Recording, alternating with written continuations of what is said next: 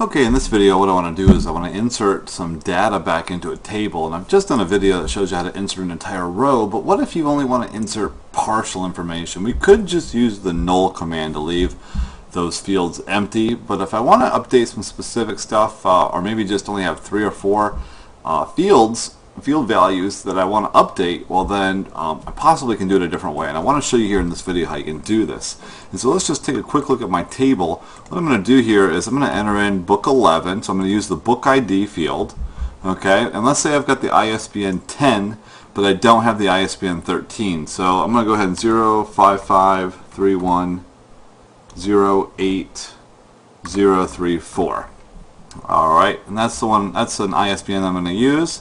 And the title is going to be a Clash of Kings, and that one's going to be a George Martin one, and this is again going to be another fiction, so maybe I'll type in fiction. Let's say I don't have a price, I don't know the binding, I don't know the publication date. I do know the author is going to be the George Martin, and if you look at George Martin over here, he's going to be author number 2, so I'm going to go ahead and put 2 in there for that one. And the publisher, let's just say I don't know the publisher. So I've only got 1, 2, 3, 4, 5 of the fields that I want to enter in here. And so if you want to do something specific like this, I'll show you how to do this. And so let's go to our SQL command, and again we're going to go ahead and use the insert into command. So let's go ahead and type that in. Alright, so we've got insert into, and now the table that I want to insert this into is going to be my books table, so I'll type in books.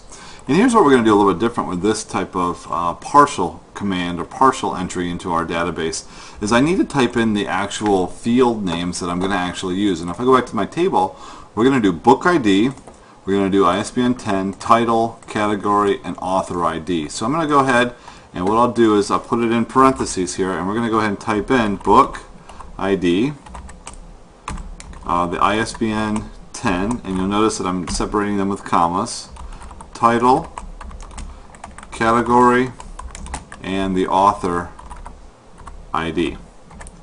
And so I'm going to enter them in this way. And so basically so we're going to use values again, like we did before. And now when I enter in my values, I'm going to enter in the values. It looks like I have an ID. Let's see, change it to ID. There we go. I'm going to enter in the values that correlate or relate to the fields that I've listed up here. So the first one I'm going to enter in is the book ID one. So that was going to be 11. And then I'll go ahead and use the comma to separate it. So the next one I'm going to enter in now is the ISBN 10. So I'll enter that in. Let's see, that one was 553108034. And then the title, I'm going to go ahead and enter that one in, a Clash of Kings.